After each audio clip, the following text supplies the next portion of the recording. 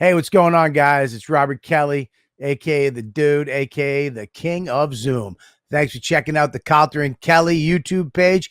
We hope you like what we're putting up there. Make sure you go to patreon.com/Robert Kelly and sign up over there, because every week we put a show, an extra show. Friday show, only Patreon. And we also have the JO party on Saturday night, only Patreon. That means you, all the fans, get to come into a Zoom and hang out with us and all the other ladybugs. And it's a blast. So we also let you watch all the shows live. YKWD live, all the Calta and Kelly's live, unedited, all go on the Patreon.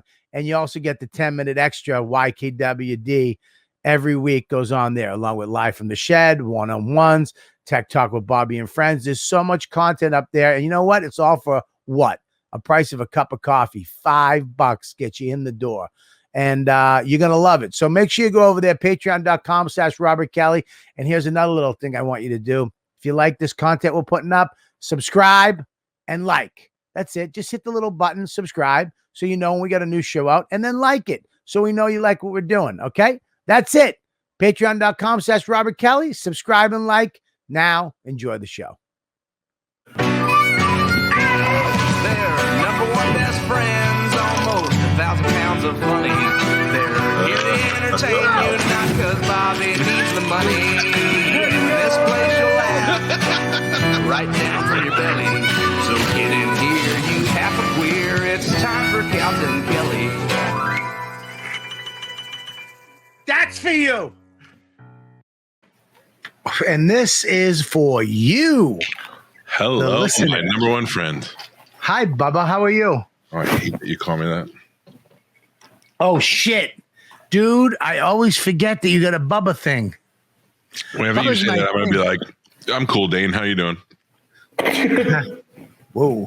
I mean, really? That far? That's where we're going? Oh, mine's way worse. Is it? Totally. Yours is just an inconsiderate asshole. Mine took me to court and made fun of my kids. You make a quick and valid point. You made a fucking hot point. I got a text message from Chrissy. Chris, the name that we shall never say on this podcast, Chris D today. I deleted his number from my thing, so I didn't know who it was.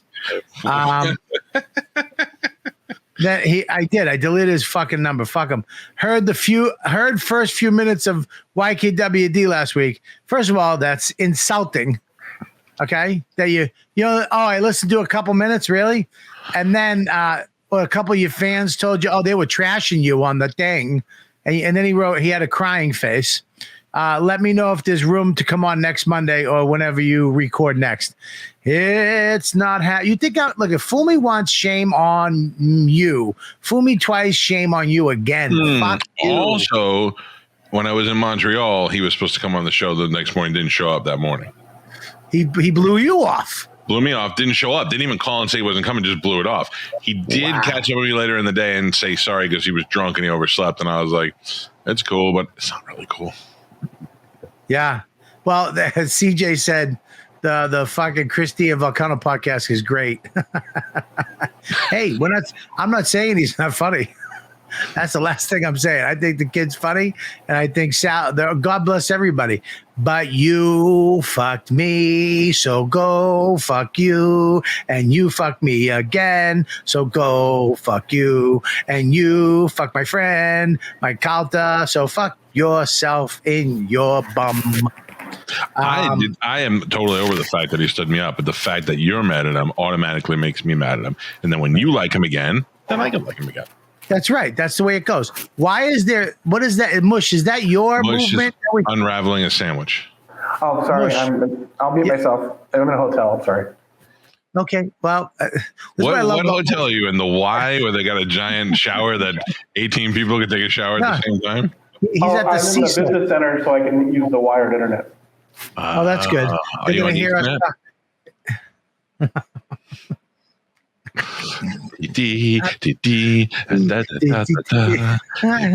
Fuck me and and you know what? It's all gonna happen. He's at the He's in the business lounge of a fucking La Quintus and a La Quintus Inn. Motherfucker, fat cunt, pussy, spick.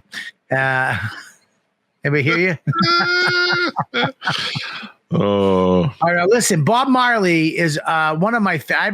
I've loved. you Bob, love Bob Marley. love Bob Marley. I love the English. I love him. I just love him. I love his whole thing. He's clean. He's not a dirty guy. His story is fucking pretty epic, and I can't wait to get to it. I follow him on Instagram. He just makes me laugh. Guys who just turn the camera on and talk to the camera, and there's nobody there, but he creates all these characters and he just becomes all these people. And then he goes back into himself and he makes himself laugh. And then he just ends the video. It just makes me, there he is right there. Bobby. Dude. What, dude? Can you hear me? We can hear you. We can see you. You sound like you're in a friggin' helicopter, dude. You're like, because you're on your iPhone, right? Wait a second here. How do I go biggie on this friggin' thing? I can't hear you. Can you? Because you're on your iPhone. You're on your iPhone. It's going to get better. Yeah, I'm on my phone because I tried to put it in my friggin' laptop, but it didn't work. All right, we hear you crystal clear. This is going to clean itself out. I hear you, but it sounds like, you're a friggin' on with the Let's Catch a Chester, whatever, that show. Wait a minute. Now you're coming in clear. Okay, we're coming in clear. How do I enlarge the screen on this friggin' thing? What do you mean? You want us to be bigger? No, I'm trying. Down in the corner, there's a little box. Yeah, it should be. Yeah, it should be. But I can't. Wait, let me try to scroll here. Jesus Christ, Bobby. Turn it the other way. Yeah, I got it sideways now. But look, wait. So this is friggin' up and down. Chat. Yeah, forget Camera. the chat. Just no. I'm back. Okay, what do I hit? Turn it sideways. Turn it sideways. Yeah. Okay. Now there's a little block. There should be a thing. Make full screen, right? I don't friggin' see it. This is like teaching my grandfather how to FaceTime. Where is he? Did he go? What? Stop hitting the button, Bob. He left. He'll be back, I'm sure. Mush, why couldn't he get it on his computer? At least Keith Robinson has an excuse. He was putting the link into his search bar, but he'll tell us right now, I think. But can't he just click the link in his computer? Bobby. Oh, shit. I'm back. That ain't it. Wait a minute. Done? Oh, can you hear me? Yeah, we can hear you. We can't see you, though. I gotta close my eyes. I'm gonna vomit. See you. But I'm like literally, I'm like this big. Yeah, but you're this big, Bob. This is the smallest I've ever seen you. Pinch the screen and make us bigger. Think? Oh, okay. Yeah. Well, yeah, I could do. I mean, how's that? Give me a second. I gotta look at the horizon so I don't throw up. I'm gonna throw up. Now I'm just waiting for you to stop rattling again like it was before, and then we're friggin' gold. Okay, now, dude, we're friggin' all right. Right here, dude. You look right now. You're looking at friggin' Zuckerberg, and the dink from Twitter, and friggin' Bill Gates. Us three. Listen to me. And are we coming in clear? You're rattling still, but it's gonna stop. It stopped before, so it's gonna stop. It's StreamYard. Can you tuck that one ear in, or untuck the other one? I got one ear out. Yeah, just keep an ear out, bud. I'm waiting for the sound to come back. It came back before. Why couldn't you get? It's like we're playing friggin' Pictionary. What if we talk like we're in a helicopter? Then maybe it'll be better. Then could hear us better. Okay, wait a sec. Can you hear me? Yeah. I can hear you. We'll just let it keep going, and it's going to get better. I swear to God. Yeah. I'm starting to lose faith in that. Bob, Yeah. What's up, buddy? How you doing? All right. Why didn't it work on your computer? let me try to shrink it down. See if. Talk now. Stop touching it. Stop touching it. It is 12 minutes into the show. Bob, I we gotta got touch it, Bobby. Yeah. I gotta. Stop with your fucking little thin main fingers. Just leave it alone. Why Okay. couldn't the computer work? You couldn't get on the computer? I'm just leaving it alone, and let's just like you guys talk amongst yourselves, and then when I hear you clear, Well, I'll chime yeah. in. Okay, well, Bob Marley, let me tell you something. I remember the first time that Bob, I can't stand this thing. Bob used to be really successful, and then at some point he All had right, to slow it. Mike, Yeah, hey. you are friggin' crystal clear, bud. Fixed Okay, it. listen. It's friggin' StreamYard is success again on the StreamYard. Well, I tell you, this is where me, Patrice, Dane, can you hear me? Yeah, me, Patrice, Dane, Gary. Gary, we were all at the Colloons one night, and I forget who it was, Rich Seisler or one of Billy Martin, one of the hosts was like, well, we got this new guy. He's from Maine. And we were like, who's this fucking guy? This Right. fucking turd from Maine came in and he's taking up. And we were like, oh, this thin fucking, fucking lanky. I mean, we were like, what the fuck is that? Bobby, I lived in Farmington, Maine at the time. I was in college, and Farmington, Maine is like friggin', 35 minutes from the Canadian border. And I was in college, and I used to drive. I do my classes till like 2:30, 3 o'clock. I get in the car and haul ass 5 hours to Boston. I'd sit in the back of the room, and then Billy Martin came up to me that night and goes, you might be able to get on tonight. He goes, if not, come back tomorrow. And I'm like, all right, I'll come back. He goes, where do you live? I said, Maine. And he goes, where in Maine? Like Kittery?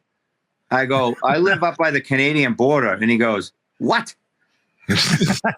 I go, yeah. Then he goes, you're going on tonight. So he put me on. He was nice enough to put me on. And then friggin' here's the thing. This guy comes in, though, goes on and fucking drops a bomb on the. I mean, dude, he did this bit about the pork and the beans. Yeah, my sister. So my sister dated the guy that it's all the. And Mike, I wanted to say hi to you because I did your show in Tampa, and it's great to see you again, bud. Good to see you, pal. I was down there in friggin' Ybor City, and I checked into the hotel, and the guy goes, don't go 3 blocks this way or 3 blocks that way. We have a 6-block perimeter. Everything's okay. He's right. He's absolutely right. It gets really bad. So I'm a hillbilly from Maine. I'm friggin' driving around the 3-block perimeter for a week. So I can't go outside the containment zone. But anyway, Bob, so my sister dated this guy in high school that worked at the bean factory, and he had a friggin' lazy eye. And and I said, what do you do for work? And he goes, I work at the bean factory. And I go, what do you do? And he goes, I put the pork in the beans. I put the little piece of pork in a can of beans. And so I made a big long bit out of it because I'm like, this guy's friggin' ridiculous. This is like life in Maine, right? The guy's he's a porker. That was his friggin' job title. And so I made a bit out of it. That bit failed miserably. Like when I say I'm not shitting you, like failed miserably, like 50 times in a row. And I'm like, I just can't figure it out. You've had those bits, right? Where you just can't figure them out, but you're like, I know there's something there. Oh yeah. When do you quit on it? How long until you go, fuck it, this ain't working? Every comedian will tell you, dude, dump that bit. It's not going. You're doing fine till you get to that bit, and then it sucks. You got to get rid of that bit. And I'm like, I'm not friggin' dumping out on the porker. Dude, he did that bit. Colloons exploded, and we were like, "Fuck!" Like, Bobby, it's worse enough that we had Patrice, Bird, Dane, Gulman, me, and fucking Delbeni, and then all of a sudden, this guy from Maine came out of nowhere. Well, and also we were all friggin' trained by Kevin Knox, who ran like 2 shows in Boston a week. Who was a one-man wrecking ball, like literally like if you did not, you had like 2 minutes to get the audience. If you didn't, you were done in Boston. Like, forget it. Yeah. You had to go up there and throttle, hammer. And if you could keep up, then he would put you up every week. And so he taught us all how to, like, if you look at everybody, you know, even Gary, who moves at a, you know, his pace is slower, but he still hammers the jokes. Like he's at a different pace, but there's a shit ton of punchlines in there. That's like a Boston thing. It's like, you know, Gavin and Sweeney and Lenny and all those great comedians out of Boston, where it's just like, boom, boom, boom, boom, boom. You could never get away. Like, it's amazing to me that Stephen Wright came out of Boston. Right. And with the guys he came out, Lenny, Leary, Tony V, all those guys. He came out at that time. Yeah. Insane. And then our group got really, really good. And then Bobby and I, and like Dane, Patrice, we would run from venue to venue and try to do anywhere between 10 and 15 sets a week. We would go to Faneuil Hall and you know, we do what we call guesties. The guy, Frankie, that ran the place. Hey, Bobby, want to do a guestie? Which basically means you're working for free 5 nights a week. All right, want to do a guestie on a Saturday night for a weekend? Guestie? Couple guesties. So we'd go to Faneuil Hall in one night and then ride over to Nick's, do a set, fly up to Kowloon, do a set. And then on Sundays, you could go back to Alston, remember? And you could do the Silhouette, which is like this creepy bar. You could do 4 sets, which is in Boston, that's a lot, you know? Yeah. And we were just hammering nonstop.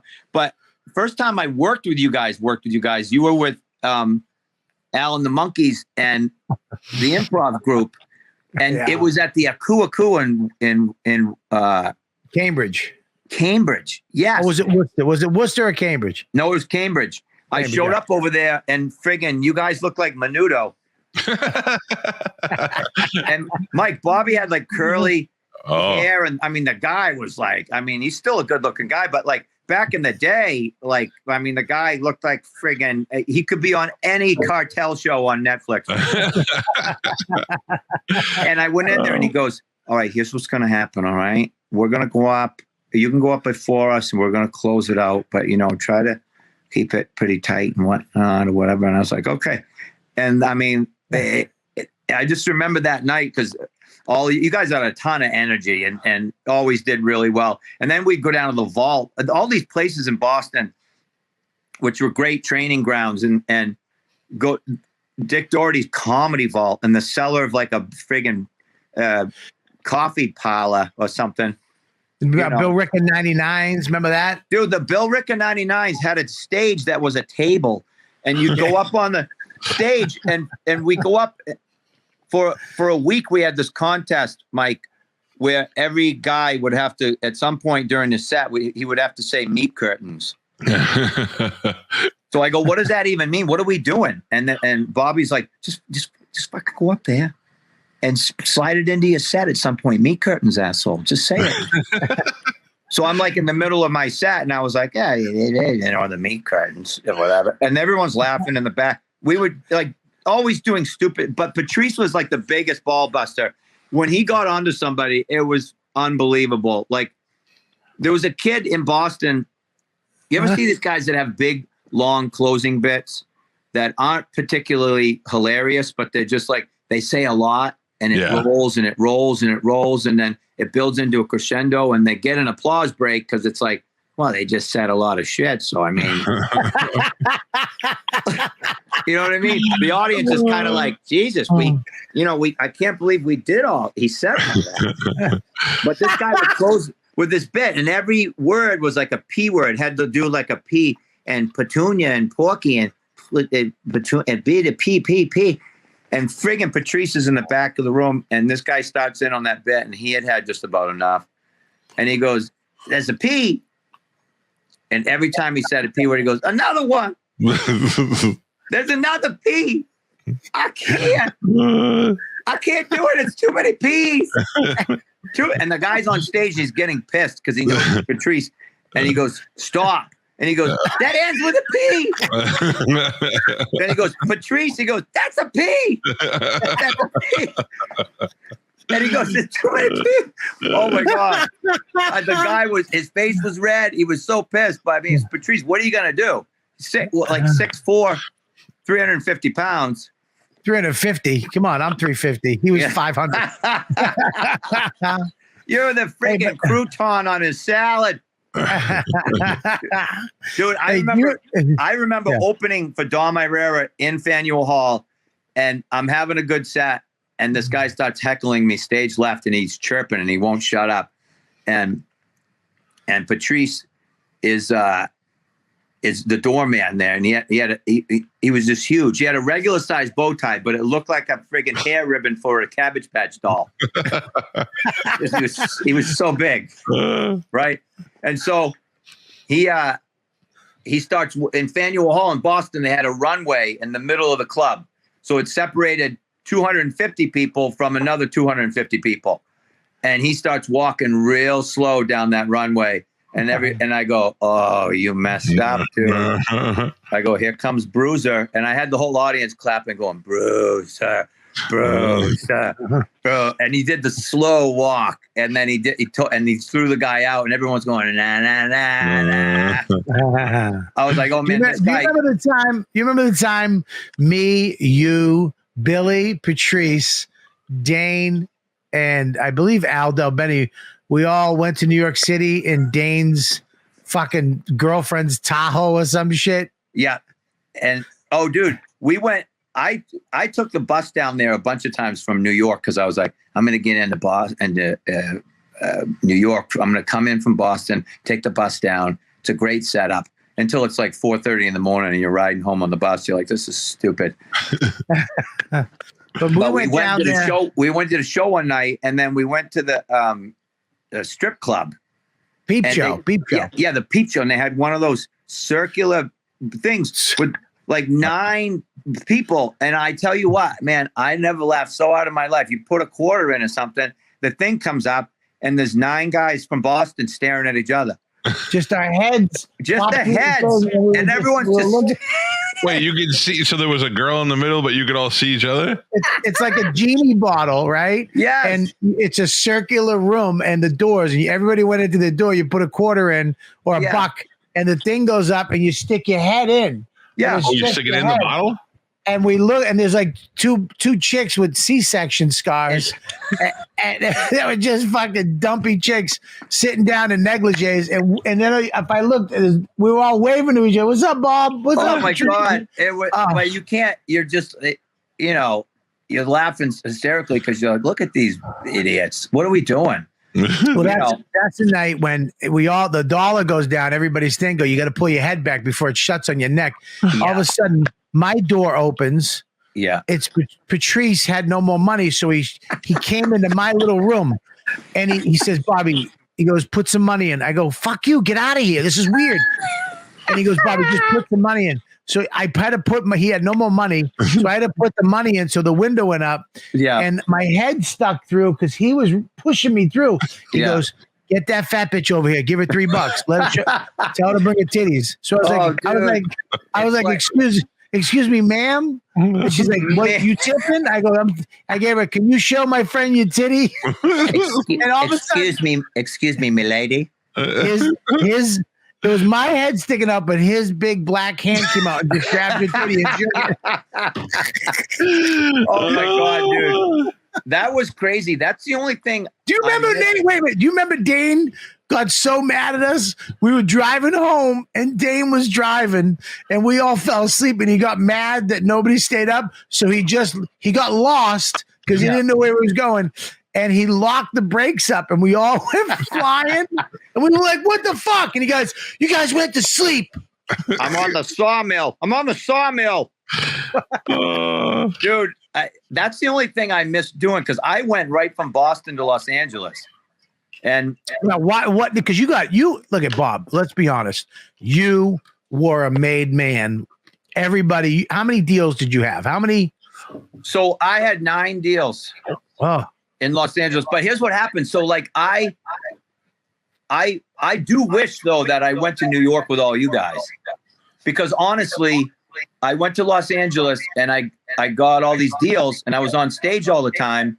And Jamie Masada was like so good to me. And I like, honestly, like he did so much for my career and you know, he was great to me at the Laugh Factory and helped me a ton. But I do feel like going to Los Angeles and just doing that showcase set 20 minutes and changing it like every year and a half or year for like development, you know, on stage, like changing it to do another set was like really detrimental because it stunted your growth as a comedian. And then you guys went to New York, you, Patrice, Dane, and Gary, and everybody, you grinding it out in those clubs, doing 4 or 5 sets a night, a week with like all those great New York comedians. And then you guys just came out to LA and like 800-pound gorillas, just like so much better than, you know, and I was like, oh God, I missed the boat on that, you know, but I was lucky. I had a lot of deals and stuff like that. And can you explain what like a deal is? Like people that are basically Just gonna ask that. So you know, like I got in at the Laugh Factory and Jamie was awesome. He goes, listen to me, man. By the way, every great comedy club owner, if people do an impression of them, then they've made it in the comedy world. So there's like Mitzi, Bud Friedman, you know, there's some X amount of comedy club owners. I don't know the New York guys as much, you know, but Bobby, everyone must do like the Lady from the Cellar and ST. Yes, of course, yeah. But Jamie would say, listen to me, man. What the deal it is with you? It is what you do. Listen, tell me. I'm stuck between rock and fireplace. I said, well, I'm from Maine. And he said, I think you should come out here. So I went out there and I got in. You just made me drop my cigar on the fucking ground. And so he would call networks in all the different networks to come see you. And then they'd come see you and they're like, I think that's a TV show. So then they would sign you to a holding deal, which in the early 90s to like early 2000s, they were like, you know, passing them out left and right. And then they'd pay you for a year to hold you and develop a show. But they pay you good money. It'd be hundreds of thousands of dollars. Oh, yeah, dude. I mean, if you're coming in from Boston and you're working at the friggin', you know, Kowloon making 75 a set, and then all of a sudden you're getting 6 figures, you're like, what the, you know, this is insane. To do nothing. Yeah, to go into the meetings. These meetings I would go to, and I'm like, remember dressing up and shit? And I'm like, the first development deal meeting I went to, I did a showcase. I went to ABC. I had no idea how a meeting worked with agents. So I go in there, and there's like 15 of them. And they're like, tell us about yourself, which is basically code for pitch the show, dumbass. What would we see on TV? And I'm like, well, I'm from Maine and I'm just got married and I'm living out here with my wife. And my agent at one point said, Bob, do your act. And I said, what? And she said, do your act. I go, I'm not going to do my act in the office. I go, didn't you guys come to the club to see me? They're like, well, 2 of them did. And I'm like, just send them a tape. And I'm like, I learned quickly, like, that's not the approach. Like, you got to go in there and sell the show as much as you did in the club, you know? So I finally got good at that. And then I'd sign up for these deals and you go in every couple months for these meetings. And they'd give you a chocolate chip cookie and a Diet Coke. Then you sit there and talk. They're like, Bob, maybe you're not from New England. Maybe you're not married. Maybe you're from Seattle and you're gay and you're single. I'm like, oh yeah, because that's what my whole act is about. And I'm like, how does this work? You know, but after like the 4th deal, you stop asking questions and you just kind of go with the flow. You're just like, I don't know how this works, but I'm taking this money and buying real estate. But that's what you did, right? Yeah, I started buying real estate and dude, someone else is in now. Is that Judah? Oh, hey, guys. I'm Mike. Hey, Mike, what's up, buddy? How's it going? This is Mike Bonfiglio. He is the director of the Patrice O'Neal documentary. He directed Gary Gulman's The Great Depression. Oh, no way. That's awesome. How you doing? Yeah, I'm good. Good, man. You know Bob Marley? We haven't met, but I know the name and know the work. How's it going? I'm well, buddy. Thanks. Nice to meet you. Nice to meet you.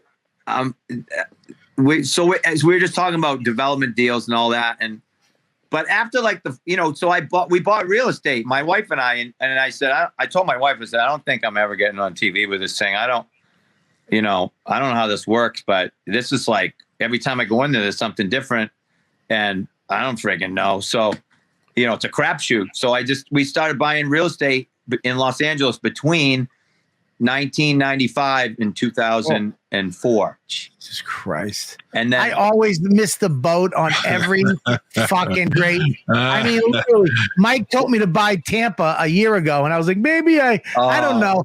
I mean, it's out of the fucking roof right now. It's out of the roof. It is unbelievable right now. And then we waited till I was driving up the street by my house, and I saw a flyer and a real estate flyer, and I picked it out of there.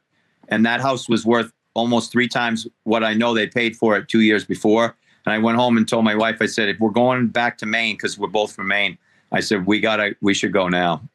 And we did. So we sold everything and went back to Maine, and then waited a year for it to all to die down, and then bought up a ton of stuff back here. Wow. And I always tell people the 2 best things I ever did was going to Los Angeles, because those 11 years were unbelievable. And like I said, dude, I mean, being a club owner is really, really tough. Like, because comedians will talk shit about you if they don't get stage time.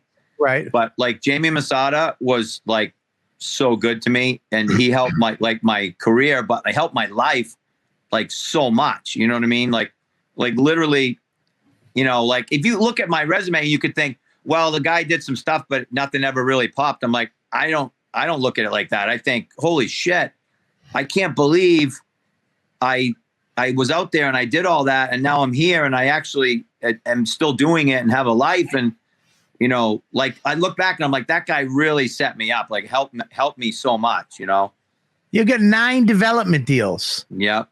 9 fucking deals. Yeah. But this is why I love Bob Marley. Because anybody else, including fucking negative Kelly, gets 9 deals and doesn't get anything. I'm like, the world hates me. God sucks. Bob gets it. And it's like, oh, dude, that was so great because it set me up for real estate. And now I bought all this stuff. It was awesome. Thank you so much for giving me this money so I could live an awesome life where I'm from. And I love it. And I don't have to be a single guy from Seattle who's gay. But dude, I don't think there's anything wrong with that. Yeah, but dude, like you get it, and you've got it over the last 15 years. You understand. The last time we hung out was in Montreal. Remember, we were in Montreal at the comedy festival maybe 6 years ago or something, 5 years ago. And let me tell you something. Bob Kelly is not an Ironman athlete. But Bob Kelly has the friggin' walking gait of a unbelievably, like almost a speed walker in the Olympics. It's unbelievable. It's unbelievable. He's the fastest eater and the fastest walker I've ever seen in my life. He was walking like he had his shit, and there was people chasing him. Well, Mike. First of all, Mike, back me up on this because you're in New York. It's from being in New York City. Completely. Because in New York. You have to keep pace with the people around you, or you're going to be called a fucking asshole, an idiot, get out of the way. I had an old lady tell me to move at one time because I was walking too slow. Well, Bob, he also does this thing. You have to. The lights change at a certain. So you have to walk at a certain speed because this light will change, then that light will change. Then you have to take a left, and then that light changes. So you want to get to where you go, and there's a certain gait, a certain pace, a New York pace you have to have. An expedited gait. But Bobby also likes to play a game called, oh, stop, we're going to get hit by a car, which is this thing he does where you're walking super fast, and then he stops, takes a step back, and holds you like and he literally did it to me like 95 times in a 20-minute walk, and I took the bait every time. I'm like, oh my God. You know what? You know me again. Bobby's freaking sweating over there. He's sweating. He's like, we got to keep walking. I'm like, where are we going, Bob? We're already in Canada. There's no place else to walk to. Because in New York City, you understand, when we were all hanging out, me, Patrice, Voss, Norton, we would hang out in front of the clubs all night. So we created these games to fuck with people.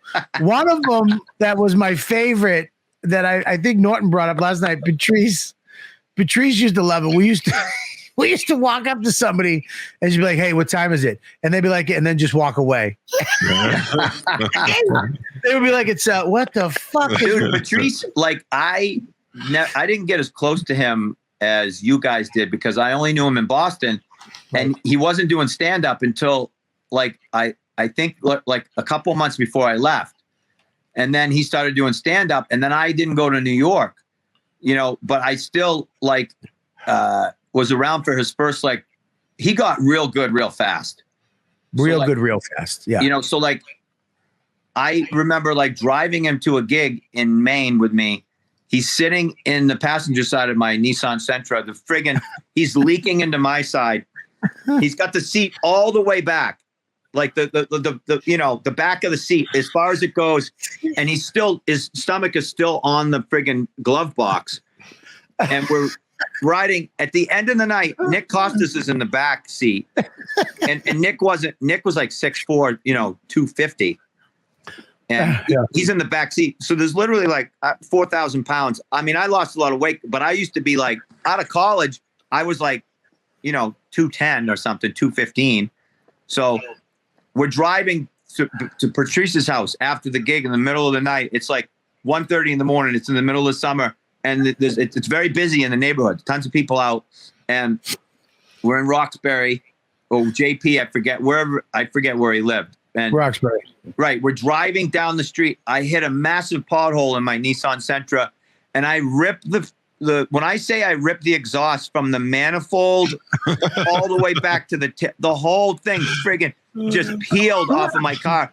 And I drove, and Nick Costas and Patrice O'Neal laughed, like snot's coming out of their nose. And because I drove like 40 feet, my car was like, and I pull a napkin out of the glove box, and I go to open the door, and Patrice goes, "Where are you going?" I go, "I'm going to get my exhaust." He goes, "With a napkin?" He goes, "Dude, we drove from Maine, and you're gonna pick it up with a napkin?" He goes, "Don't disrespect my neighborhood." He goes, "There's people out. It's a Saturday night. These people know me." He goes, "Just keep driving." And I go, I can't. I don't want to leave my exhaust. He goes, "I don't care what you do, but you're not stopping and you're not getting that thing." And he put his hand on my arm, and I felt him tighten up. And he was like, "You're not stopping." It was like that, like, "You're not doing this to me."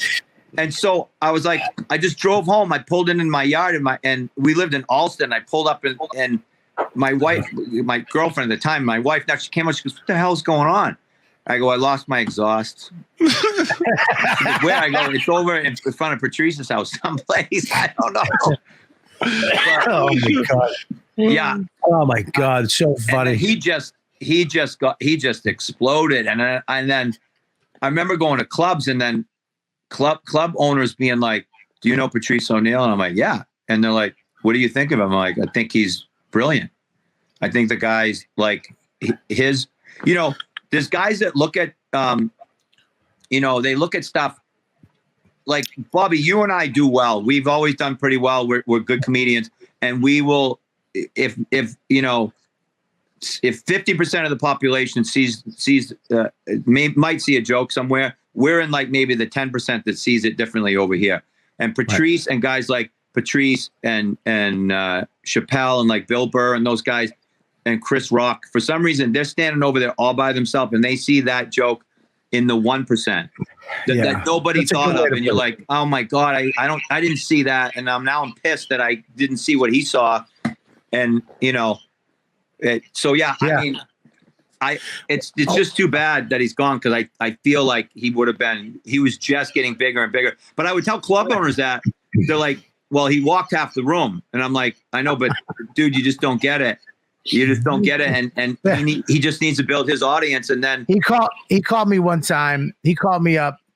I don't know if I told you this, Mike, but he called me up one time, and Mike B and and Mike Calta. There's 2 mics in here, and there's 3 mics actually. The producer Mike, but he called me up one time. He goes, "Yo, Bobby, this guy down in Marco Island has a room off the Hook Comedy. How is it? You played there?" He said to ask you. I said, "Oh, it's great. You know, I love it." And this goes to what you're saying is that we can play anywhere and have a good time. You know, you go, "It's a good room. It's the island. They give you a nice hotel, and it's like a vacation, and the room's fine." And he goes, "All right, cool." He calls me. It was a Friday night after the first show. He called me up. He goes, "Bobby." I go, "What's up?" He goes, "I need to talk to you." I go, "What's up, dude? You all right?" He goes, I want you to know that I'm very serious right now. Next time you see me, I'm gonna get a couple of my friends from Boston, and I'm gonna hurt you. I go, "What?" He goes, "I'm gonna fucking hurt you, motherfucker." I'm not kidding. I'm gonna really hurt you. I'm gonna beat you up. Yeah. As much as I can hurt you without killing you. I go, "What the fuck are you talking?" He goes, "Dude, you got me performing at a fucking fish restaurant." Yeah. I go, "I'm on stage. There's 2 Mexican guys cooking haddock, staring at me through the fucking kitchen window, you motherfucker." I go, He's like, "Who the fuck? Are you out of your mind?" My dad, this Captain Brian motherfucker, telling me to call him Captain. He made his parents. He made Captain Brian's parents. Yeah. He pissed them off because he trashed them. Oh, He that's told hard them to do go too, fuck because themselves. they're nice people. Very nice people, but Yeah. Patrice was like, "This place stinks." And he left early. Yeah. I believe he left Saturday night. He just took off. And he was seriously fucking angry with me for him to send him to the fucking. He goes, "There's 2 Mexicans cooking haddock, looking at me between my jokes." But they Now, Mike Bonfiglio, let me ask you a question. How the fuck, because they had a documentary Right. a few years ago. They raised all this money. I remember being on Opie and Anthony, and we were all like, "Yep, you gotta blah, blah, blah." First of all, what happened to that documentary? And second off, how did you get involved with this? Well, the first documentary I had nothing to do with whatsoever. Didn't know about it. Had nothing to do with it. Didn't even find out about it until after I had gotten called about this. My understanding of what happened was Vaughn and a couple of partners had put together. They wanted to make a documentary. They raised some money on GoFundMe or Kickstarter or something, and shot some stuff. And then it fell apart. And so the circumstances of that, I have no idea. I know that they shot, some interviews. And then at some point, Comedy Central came in. Vaughn, brought it to Comedy Central. Vaughn is Patrice's fiance. Yeah. They were together for 10 years. And she's an executive producer on this movie as well. But, what happened with that, I have no fucking idea. I had nothing to do with it. I got a call from Comedy Central in the spring of 2020, it would have been 2019. I got a call from them saying, "We want to do a series of documentaries." They wanted to meet with me because I had done a couple of 30 for 30 documentaries. Oh, those are so good, dude. Which one did you do? They're good. I did the Bo Jackson one, and I did the Daryl Strawberry, Dwight Gooden one. Oh my God. That one I did with Judd Apatow. They're so good. Yeah, they're it's such a great series. And Comedy Central was wanting to do like a series of documentaries kind of in that model. So I just went and had a general meeting with them.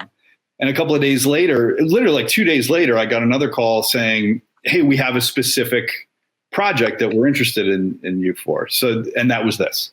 That was a Patrice film. And so at that point, Bill was involved. All Things Comedy was involved. Right. Vaughn was involved, and Comedy Central was involved. Because I heard that there was like this thing was going on. It was fucking all kinds of hijinks with that horse shit. And then that's when Bill stepped in and they were like, "Look, we got to do this right." Because Bill was doing the thing every year, the benefit. Right. And then it was like, we got to do this right. We got to get it done. Because he deserves this. Right. Let me ask you a question. I don't know if Bill did that or if Vaughn brought it to Comedy Central. That I really, to this day, don't know the answer to that. Well, I just made that up, so but it's a way cooler story. But what I know is that once I got involved, I met with all of the play. I had phone calls with Bill, with Patrice's mom, met with Vaughn, met with Comedy Central. They all said, "Hey, we want you to do this." I took 6 months to say, I don't think I want to do this because I was scared. Why? Because the Patrice O'Neal documentary. I mean, people have very strong opinions about Patrice. He's super complicated. I didn't think I could do a good job. I was scared. But eventually, I agreed to do it. And then we started completely from scratch.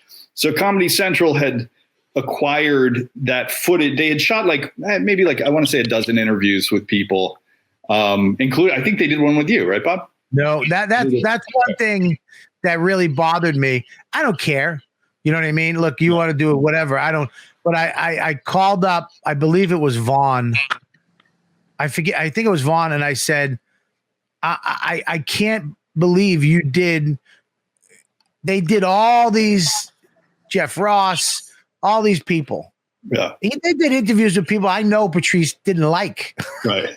Like I've literally been on trashing sessions. I may have done them too. But so anyways, and they never asked me to do it. And I had called her. I go, look, not for nothing. But I started with the guy. I knew him before you. I knew him before a lot of people.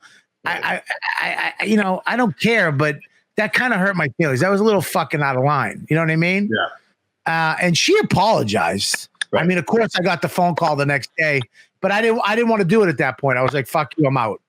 You know what I mean? Yeah. Now it's I felt like the first documentary was trying to get as many famous people as they could get to get more money to whatever. Right. You know what I mean, and when I talked to you about it, I feel like you spent this time trying to, like you said, know this complicated dude because he was complicated, man. Very, very complicated. Yeah. Yeah. We were talking about him last night, me and Voss and Norton on my podcast. And we were like, he sucked he stunk. He was an asshole. We were like, what the fuck are we doing this for? He is we were going through the stories where he fucked me at dinner so many times. He did so many fucking Patrice things. Dude, your surprise party story is one of my favorites. That was the hardest thing to not put in. Your surprise. What is it? Your surprise party. Did I ever tell you that? You want to hear this? All right, I don't know. It's great.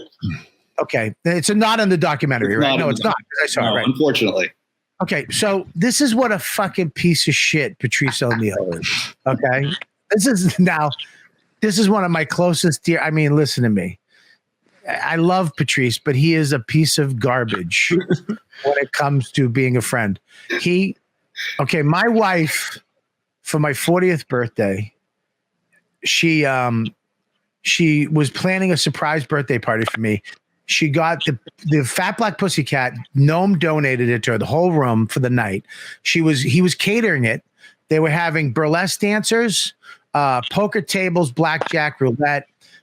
They were doing magic, and they were having a roast. Colin Quinn, Jim Norton, Patrice, Dane was flying in for it. I mean, everybody was coming in for this thing. It was going to be the biggest night ever. Behind my back. Now, Geraldo dies the week of. So my wife is like, what do I do? We can't throw this big party. Geraldo just died that week. I have to cancel. And somebody suggested, we'll just have a dinner. Just invite his closest friends, Patrice, Norton, Voss, Noam, Colin, DeRosa, blah, blah, blah, Maddie Frost. And okay, great. So she puts this party together.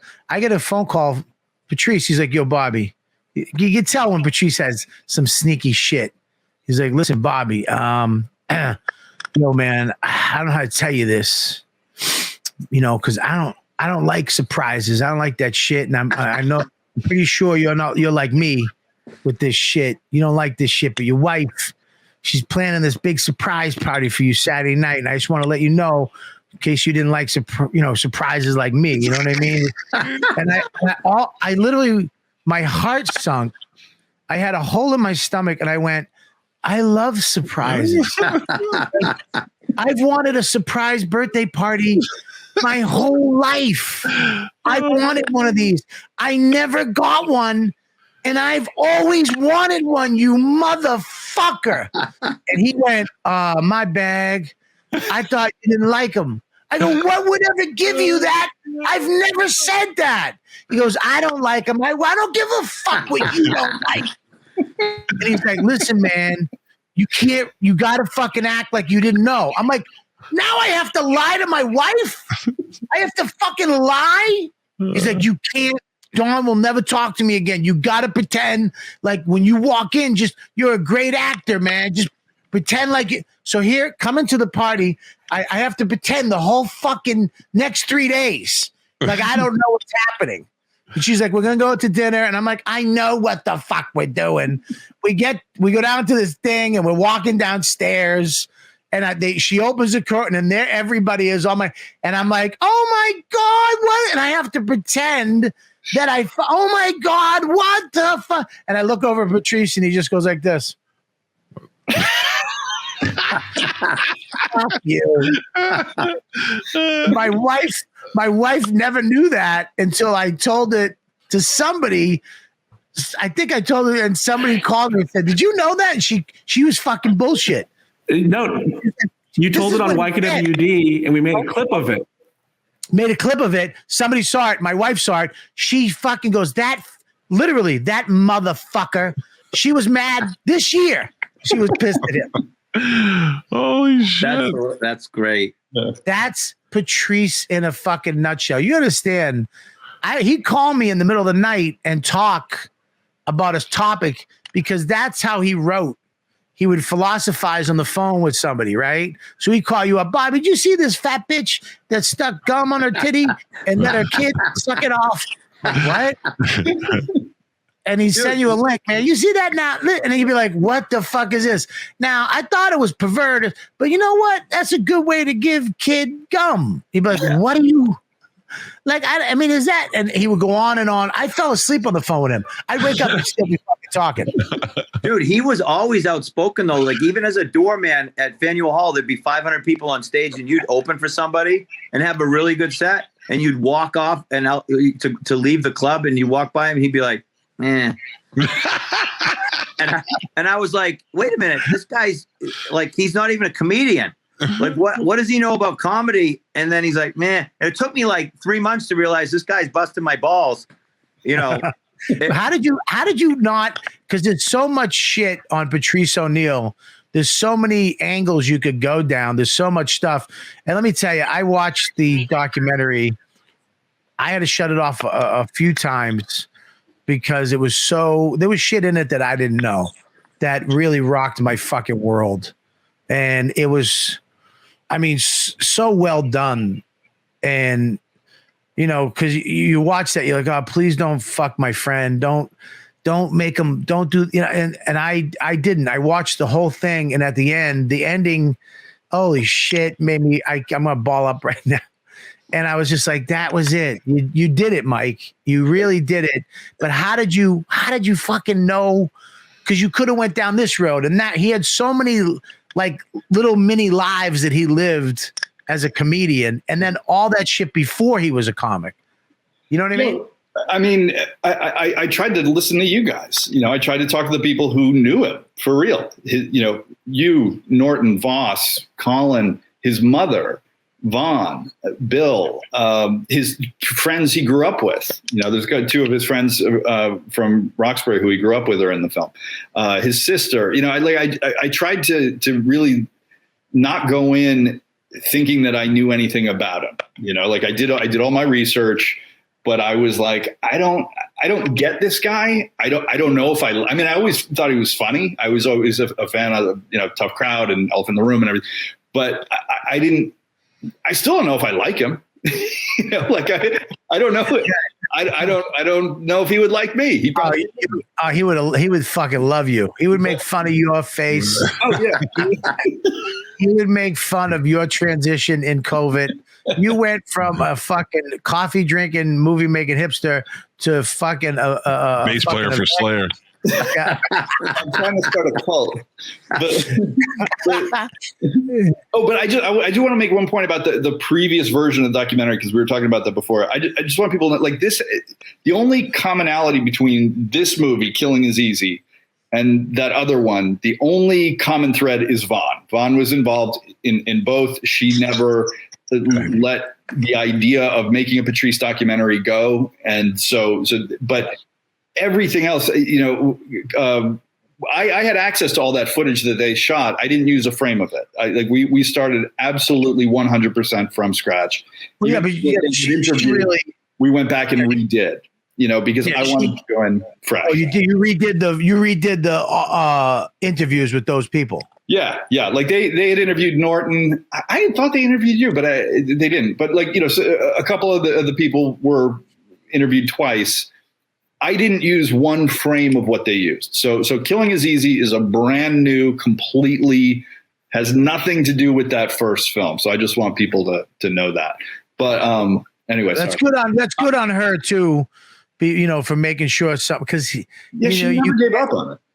Yeah, you should never. That's good on her for not giving up on it, because it's easy to do after that point to be like, look, it didn't work out, and all the shit she probably got for that. Yeah. To keep it going, and now it's here. I think she still gets shit for it. I remember. I was telling this last night. The worst thing in the world, Marley. I don't know if he ever did this to you, but me and Patrice, a couple things we used to do. We used to go on stage together at the Grill 23 up at remember that place? Yeah, the in Andover. Yeah, the Chicken Hut up in Andover. 400 people. 400 people on a Monday night. It was like, if you didn't kill there, you got to get out. The room was on fire. Me and Patrice would do the show up there a lot. I actually worked there as a telemarketer during the day, so I would fucking just pour people in there. And then at night I get to go on, and me and Patrice would stand there on the outside as the people were coming out and see who got the most U2s. So they'd be like, "Oh, Patrice, oh, you were the funniest. Oh my God." And they look at me and be like, "Oh, you too." Dude, I worked with a headliner once, and I was the middle act, and someone came up to me and said, I'm not going to mention the guy's name, but someone came up to me and said, "You were great." Then they just kept walking, and the headliner looked at him. He goes, "Okay, so what? Just fuck me?" Who was it? It was dead serious. He goes, "That's it. That's it. Just him, not me." And I was like, "Oh, this is uncomfortable." But the U2s, that's hilarious. Oh, it was the fucking worst. And he always, of course, would get more. You're the best, which bugged the shit. Because he'd go, "Ah," as soon as somebody said, "You're the best," U2. "Ah." And if they didn't say anything, you go, "What about him? What about this guy right here? What do you think of him?" "Oh, him too." Like, yep, there you go. That's great. Hey, Mike, so the special's out now, yeah? No, it comes out on Friday. Okay. Friday, sorry. Okay. Yeah, so the first airing of it is going to be on Comedy Central at 10 o'clock on Friday. That's a shortened version of the complete movie. Starting Saturday, the whole thing will be available on the Comedy Central app, on video on demand, and then it's going to be on various streaming places soon after. I don't have that list, but the first version that they show on Friday there's 14 minutes of movie that's not in there. Was there anything about, because you do show a lot of his stand-up in there? Yeah. And his stand-up, like I said, man, he would go on stage and walk the room. Yeah. He would walk. I remember being there, and he'd be like, "You're not gonna like me. You should go." And they would leave. They'd be like, "All right, fuck you." And he'd be like, "All right, cool, take it." And he wasn't even like mean about it. He was like, "Thank you. All right, bye-bye. Good for you." And then he'd be like, there would be a certain amount of people that would leave, and then he'd be like, "Okay, all right, these are the people. You get me. Let's go." Yeah. And then he would get into his shit, and it was, like to see his evolution of going from Malcolm XXL to what he was doing at the end of his career, being able to, like Bob Marley, you have it. You can take any subject and dip it into Bob Marley. And yeah, because you know yourself after a while. You know what you do. You know what you do. You can see the pattern. But that was my point earlier. Like, like 90% of the guys that do it that are touring pros, they have like an eye where they know who they are and they go, I see the joke, I see what it is. But then you take like Patrice and like Chris Rock, Chappelle, Bill Burr, like guys that think completely out of the box and you don't see it and they see it and they pop it in there and you're like, that's a different thing. That's a different level. Calta has, what was the first time you met Patrice? He came into the studio and I was really excited to see him because I was a big Opie and Anthony fan and loved all the guys. And my producer at the time was a young, like little hipster. And he walks in and he goes, oh, yeah, I know you. All right. He looks at my producer, John, and he goes, I don't like you. And he goes, me? I didn't even say. He goes, yeah. He goes, I can just tell by your face I don't like you. You probably love Dimitri Martin. It was great. He was good. And then he came in another time and it was like an entirely different guy. It was like he was bipolar. He came in, oh, hey, loud and happy. And he sat down and I said to him, I go, you on medication? He goes, yeah, a little bit. And I was like, because you're an entirely different guy now. And I thought maybe he like had been treated for bipolar or depression or something. So he was on for like an hour, killed. He was great. And then he left. And then he called back on the hotline. And they're like, Patrice wants to talk to you. And I was like, all right. So I go, hello. And he goes, hey, man, when you asked me if I was on medication, I'm on like blood pressure medication. He goes, I didn't know what you meant. And now everybody thinks I'm on medication. And I go, okay. And he goes, will you get on the air and say, I go, you want me to say that it was blood pressure medication? Yeah. Would you do that? He was like, sure. And I got on the air and I was like, man, I just talked to Patrice O'Neal. He's on a lot of antidepressants. And I never saw him again after that. So I don't know if he thought it was funny or if he would have hated me. Yeah. He was great. I felt like when he came in the room that he already hated all of us. And if I was like, I wanted to win him over before he left. And I think we did. That made me feel good. You know what? He said something. I don't know if you remember this, Mike, but he said something sometime that explained why he does that. Because he would do that he would go into meetings and trash the meeting. He'd walk right in and just right to the head guy. Fuck, yeah, this guy stinks. Oh, you don't know funny. Or I remember he did a show with Friday Night Comedy or something, and he knew he was going to bomb. So he turned around and did his whole act with his back to the camera so they wouldn't air it. So he just turned around and just was like looking at the wall.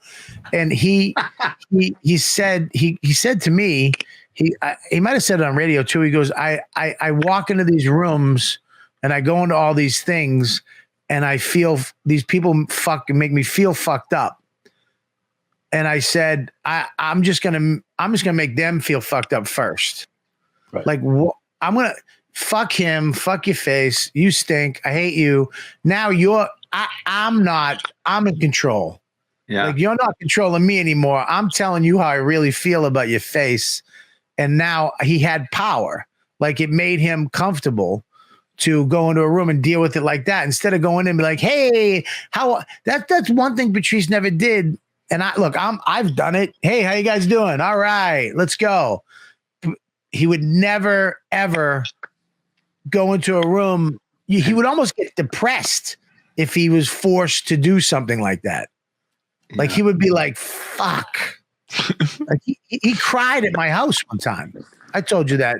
Right, Mike? Showtime special? Yeah, Showtime special. They said that it's in the documentary. He said Gary was on that special, by the way. Yeah. There's a picture of the two of them that's from that. Yeah. Okay, the sound was fucked up.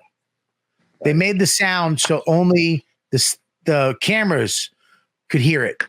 You know what I mean? So the sound was fucked up for the comic. So while you're on stage, you couldn't really hear. Like he had no monitor. He had no kickback, nothing coming back to him.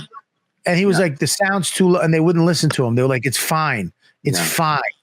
And he was like, no, fuck you. And he was like, fuck you. It's not fine. I'm dying up here because you're fucking me, and you think you're getting something. You're going to fuck. And they were coming after him, and they were really going to his manager. Like, you got to talk to this guy. Like, he should be grateful to even be a fucking part of this. And he's fucking with us. Wow. When in actuality, he was absolutely right. Yeah. And he was like, why do I have to give into these people? Why do I have to fucking bend over and kiss their ass? Why do I have to? I can't do it. I know I'm supposed to. Just shut my fucking mouth. And he was crying because he was like, I don't want to lose this, but I'm gonna, because I can't fucking give in to these fucking assholes. When if it was me, I would have been like, no, it sounds great. And I'm the same way. I would have been like, oh, yeah, okay, whatever you say. But then it screws your timing up. When you don't have a monitor, you don't have no kickback. And then you're like, what? And you're pissed off the whole time you're doing the set. And then you're like, this doesn't feel right. But he had the balls to say something. That's awesome. I mean, how many of us wish we could walk into a meeting at a network or something like that and just do that right off the top of the...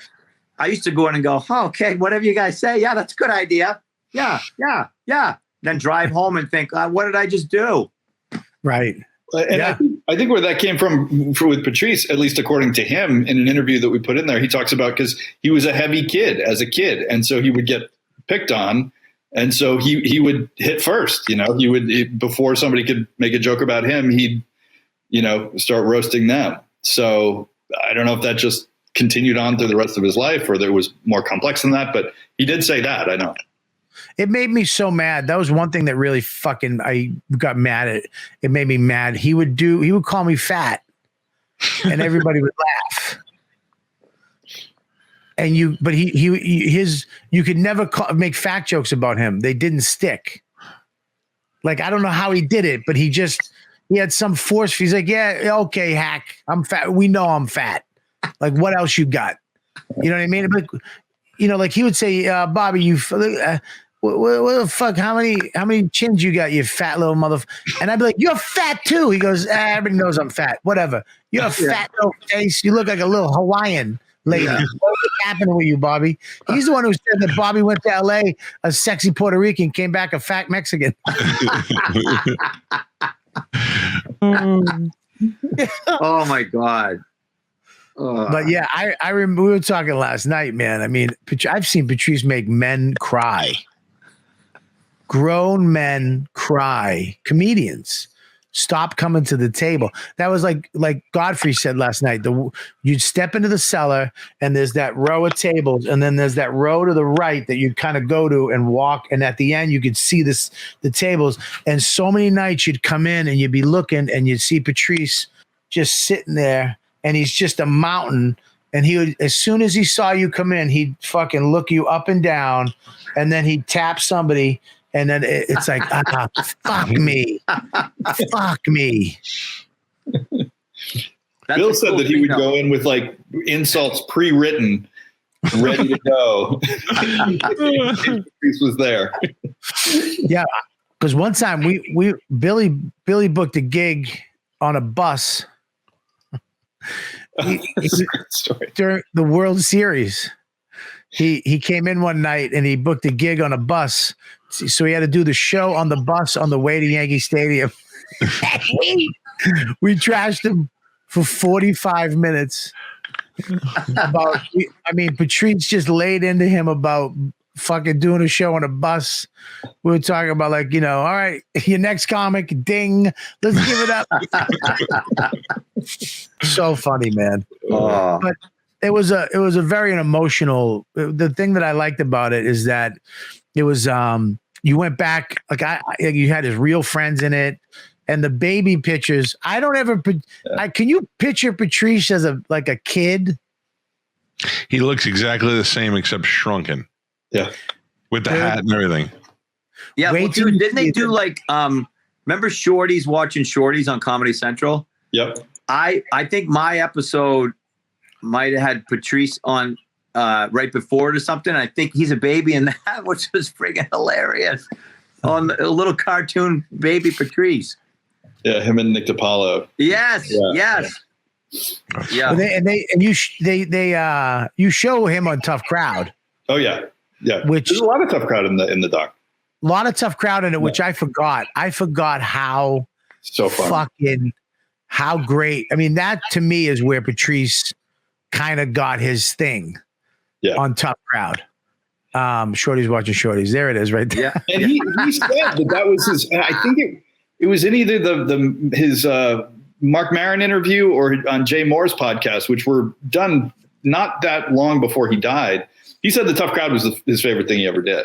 That he just loved doing Tough Crowd because that was most comfortable. Was it seems being in. I mean, I went back and watched. They have somebody put together all Patrice's clips on Tough Crowd, and he was so mean. He was so mean to guests, like other comedians. It was so funny to see him. I mean, he just told Sue Costello, "Shut it." And she's like, "You shut up." You know what I mean? She was going to stab him. You know what I mean? Sue Costello. Those shows, like, that's what was great about watching those. Even like you see Geraldo on there or like Nick DiPaolo. Those shows are great because if you see those shows, like Byron Allen had that big, long stretch of shows where it's like 4 comedians and the leading question would be so specific to the guy. Now, Bob, I understand you're a fan of the smaller Reese's cup.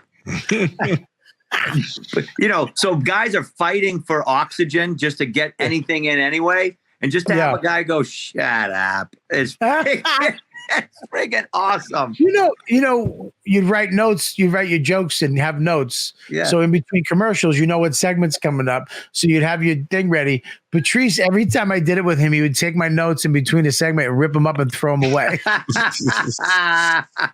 And he would be like, "Just be funny, stupid." Yeah, great. When people talked about that, like DePaul and stuff, like they got really angry remembering it, like just how much he pissed people off. Yeah, he was a fucking asshole.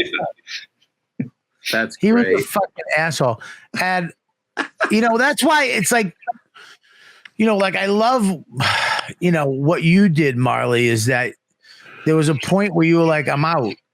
Yeah, I'm out. I'm not doing this anymore. And you and your wife are like, I'm still going to do comedy, but I'm just going to go back.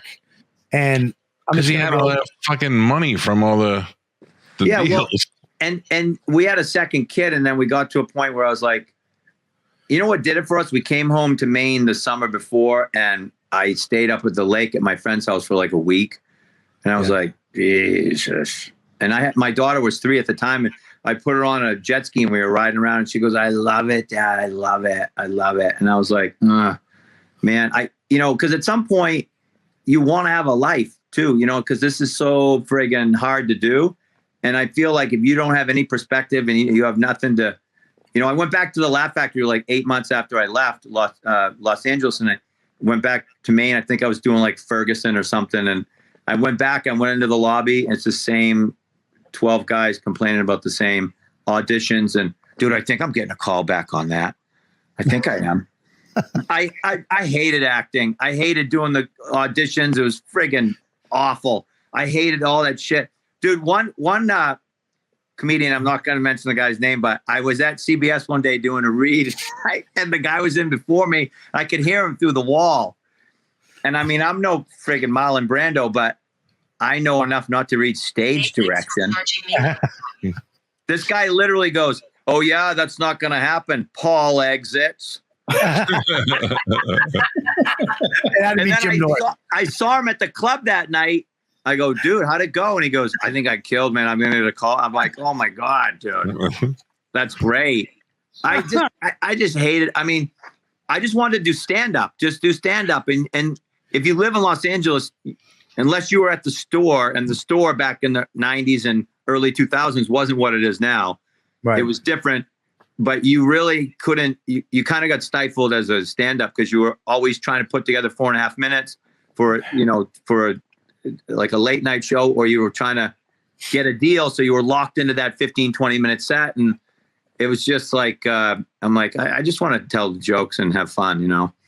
So, yeah. There's a few guys that have done what you've done, and you knew that you could be successful anywhere before anybody knew they could be successful. When you're funny, it doesn't matter where the fuck you live, as long as you take yourself out of the I am going to be the biggest motherfucker in the world. right. Once you take yourself out of that, Yeah. you can live wherever the fuck you want. Yeah. Because you got it. They can't. That's the one thing about comedy is they can't take away your fans. They can't take away you making a living unless, of course, the Chinese people. No, I'm kidding. Drop COVID and then but like if you think about it, right? So like it takes years and years and years to develop like what you got going on stage and like who you are and all that stuff. And just like getting back to Patrice, like I remember like he got so good so fast, and I'm like, this guy's balls are so big, like it's either gonna work or fail miserably. And it friggin' started working. But like you said, he'd walk half a room. And if I walked half a room, I'd be friggin' devastated. I'd be like, what did I do wrong? Yeah. You know what I mean? But like he somehow figured out, I'm cutting through the chase. It's like, oh, you want to fight? Let's just roll around in the mud and get it over with. You know, and find the people that like me, you know, and I'm kind of at that point now, but I've been doing this since 91. I'm 30 years in. So it took him like 3 years to figure it out. Like, oh, you just say what you're thinking and you find your audience, you know, and then, you know, the rest of us, it takes forever to kind of figure it out, you know? Yeah. Yeah. I really envied that fuck because he really did just have that gift. And I think he was on the verge of becoming one of the greats. To me, I could watch Patrice and listen to his shit over and over again. And I didn't realize that. You know, you talk about him doing that Jay Moore podcast. One of my biggest regrets in life is the day after he did Jay Moore's podcast, I called him up and cursed him out. Why? I was like, because I was like, you did fucking Jay's podcast. You don't do my fucking podcast. And he went, this is exactly Patrice. Every time he goes, Bobby, you never asked me. And I was like, well, will you do it? He goes, yep, I will. When would you like to do it? When would you like to do it, Angry Bob? And I was like, what about Monday? Next Monday? He's like, okay, then we'll do it next Monday. And then he died. Oh, dude. He had a stroke. And then he had a stroke. I believe he was doing it Tuesday and he had this, I don't know, whatever day, the day after we were supposed to do it. And it fucking kills me. Because he hung up the phone and he go, I'd rather die than do Bobby's podcast. Well, you know, look at fucking, he had a stroke. Colin did my shed show, had a heart attack. I mean, maybe it is me. Am I on the chopping block? Yeah. if you don't tuck that fucking ear in your hat, you might be. Bobby, we go to Montreal. I get a call from him, which I still have on my voicemail because to this day it kills me. And this is like 4 years ago. I get a call from you going, Bob Marley, it's Bob Kelly. You better fucking call me back. I know you're there because you got fucking kids, and you're probably out, Nick, in the woods building a fucking bench for the mudroom that you found a piece of spruce on the side of the road. Because we had this whole conversation in Montreal about you saying, what do you do in Maine? I go, what do you mean, what do I do? And you go, what are you doing up there? And I go, dude, like 2 days before I left to come to Montreal, I built a giant table for my wife outside. It seats like 24 people. And we're walking around Montreal and Bobby's sweating like this. And he goes, you did a what? So I built a table outside at the lake. It's freaking unbelievable. I put electricity in. I plumbed it with umbrellas. And he goes, what are you, out of your fucking mind? He goes, you were on the Tonight Show, asshole. What are you doing? And I go, you got to have a life, dude. And now, I mean, now you got it. You got it going now. You moved and you got Max and it's freaking, you're cooking, dude.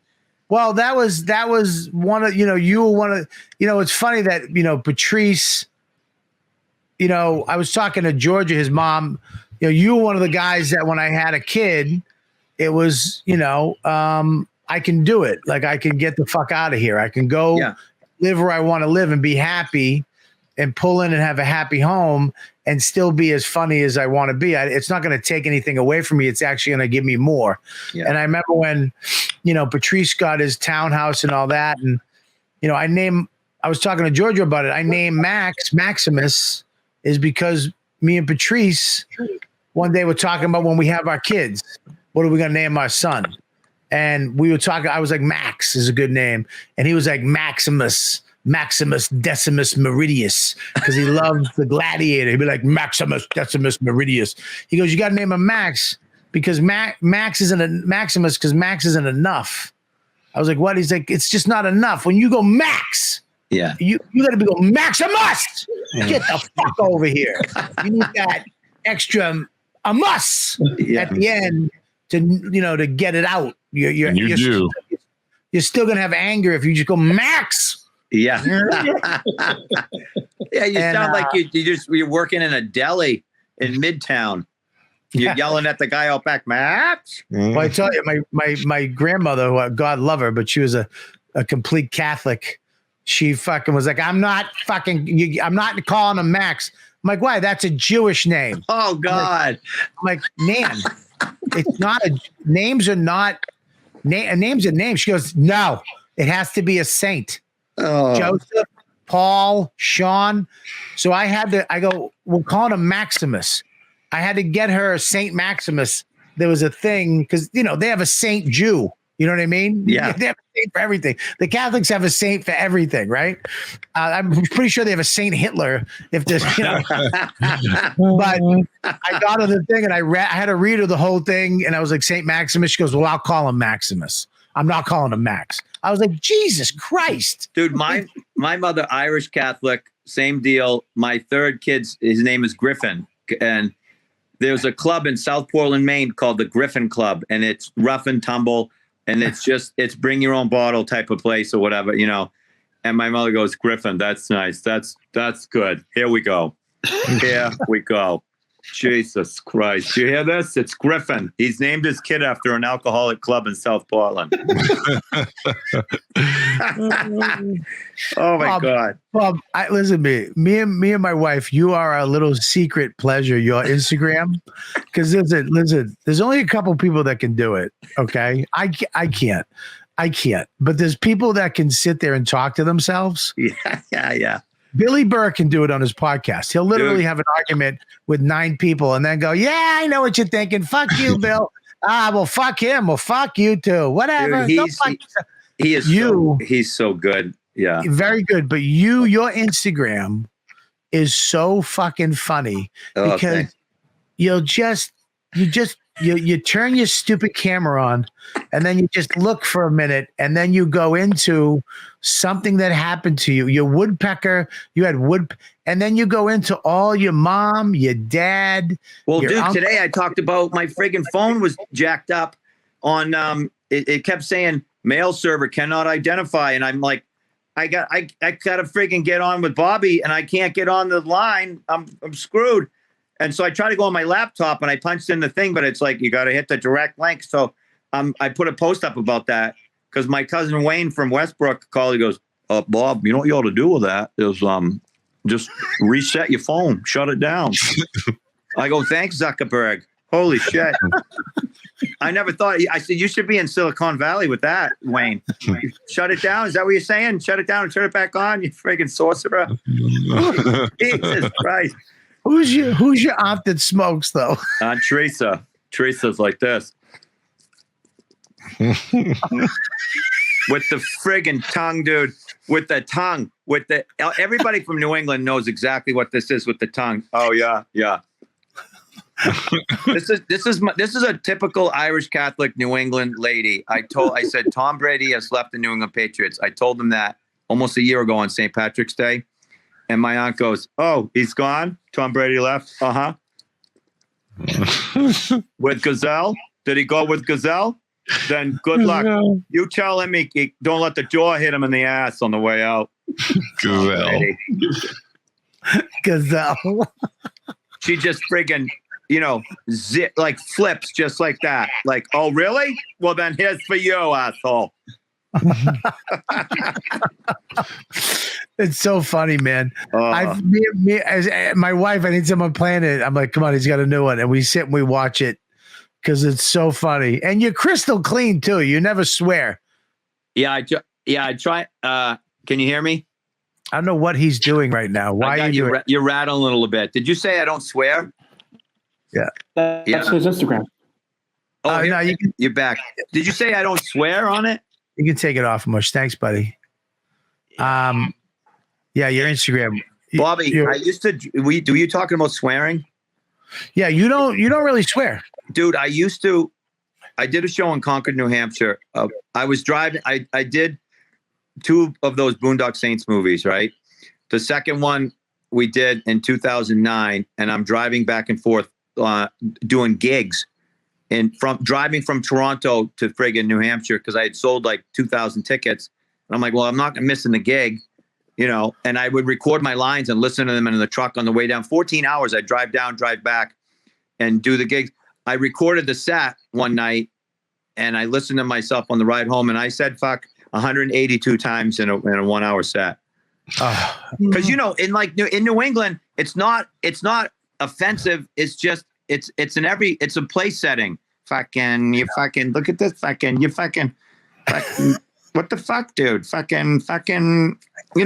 So I was like, dude, I do it. I was at an AA meeting, all men's AA meeting once in Boston. And at the end of my thing, the guy goes, all right, well, kid, you got the new record, you little fucking cocksucker. 135 fucks in a 4-minute speech. Yeah. And they all applauded.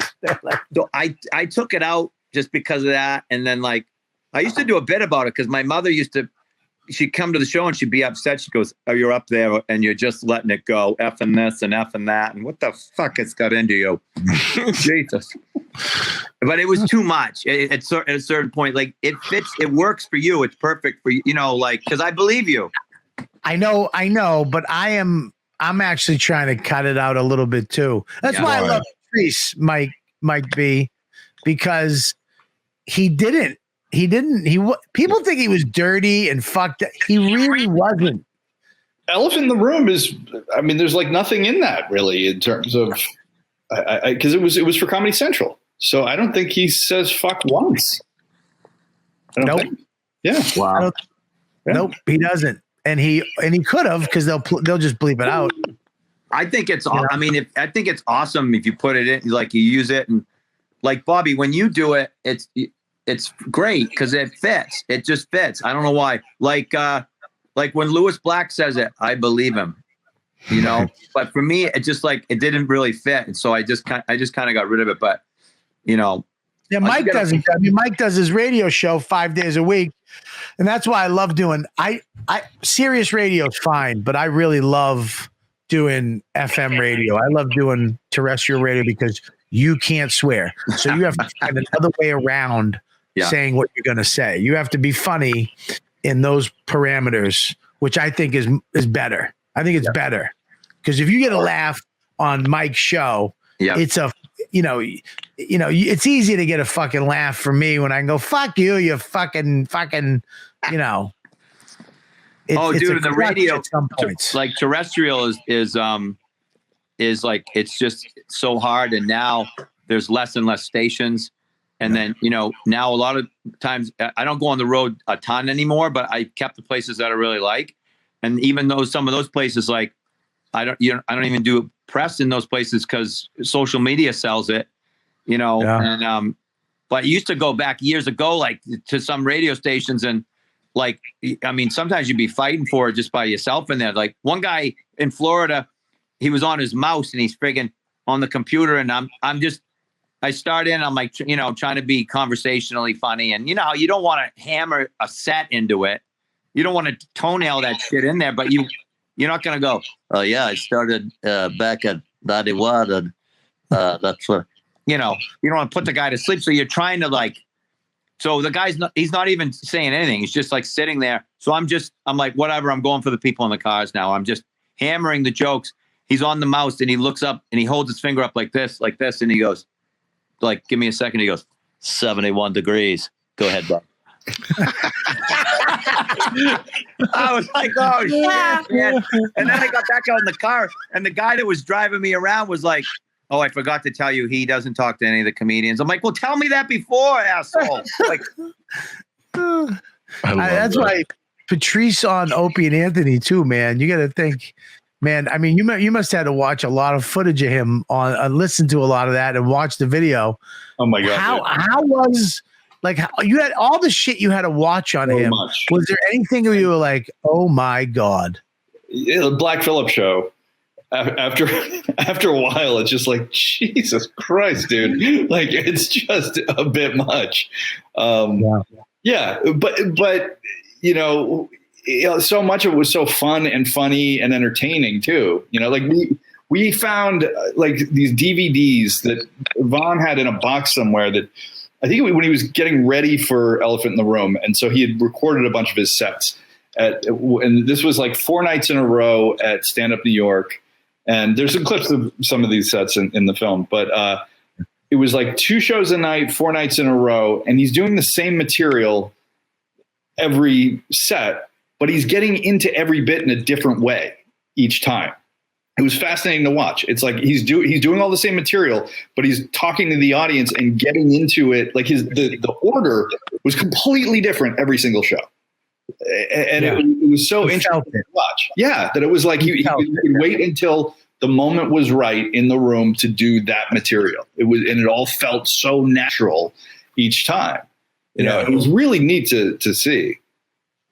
I mean, what do I know? Every comic is different, but when you're preparing for a special, it's like you've got your order down, but he was so loose in that way that it was really cool to watch. I'm looking forward to seeing it. I miss those tough crowd shows. I miss just him being that belligerent guy that you don't really get anymore, because everybody comes in and all they do is kiss your ass because they want to sell tickets to this, the show. Yeah. Very few. He was a very rare breed. Yeah. Those guys, like that is a different beast where you can have the content and have it tight, but then roll into it on the cuff. Like Billy Burr's really good at that. Like, he'll go on Conan and it's a bit, but it doesn't sound like a bit. And he's getting into it in a different way. And he's so real and in the moment. And I'm like, I can't do that. I can do the bit and get laughs and do everything, but that's a different level. You know what I mean? Like, that's a different skill set that those guys have that can just be in the moment and just crush it in a different way. You know what I mean? That's that thing that you were talking about, like Bobby, about Patrice, like getting right to here, just about ready to explode, and having that fan base and people behind him. And, same thing with Bill, like Bill just like hit it and just like crushing it now, and just got his people, and everybody's on the same vibe. And people that, know I do stand up would be like, hey, do you know Bill Burr? And I'm like, yes, I do. And they're like, he's so good. He's like one of the only guys who can actually say what he's thinking right now. And I'm like, I know, I'm so envious of that because, and he's so freaking good at it. Yeah. I mean, look, man, I love Billy Burr. He did what Patrice did. I think Billy was always funny to me, but Billy in the last few years did what Patrice did. He stepped up into that thing where he can take anything and dip it into his Bill Burr sauce. Yep. And it comes out and you're like, wow, I didn't think I was going to like it, but that's great. I mean, like I saw him in New York come in and, do his abortion stuff. And it was amazing to see the crowd. All these girls hate him. Literally, you could see them look at each other. And then by the end of it, they were buckled over, laughing hysterically. So he just took them, and through his comedy, he made them aware of that this is funny. Right. Like, I know that it's a fucked up topic. Right. But you can laugh at it. I mean, I'm going to let you how. You look at like Chappelle, and you look at like Patrice and Billy, and Louis C.K. had it too, which is like, I'm going to say something completely out of line. You're going to be offended.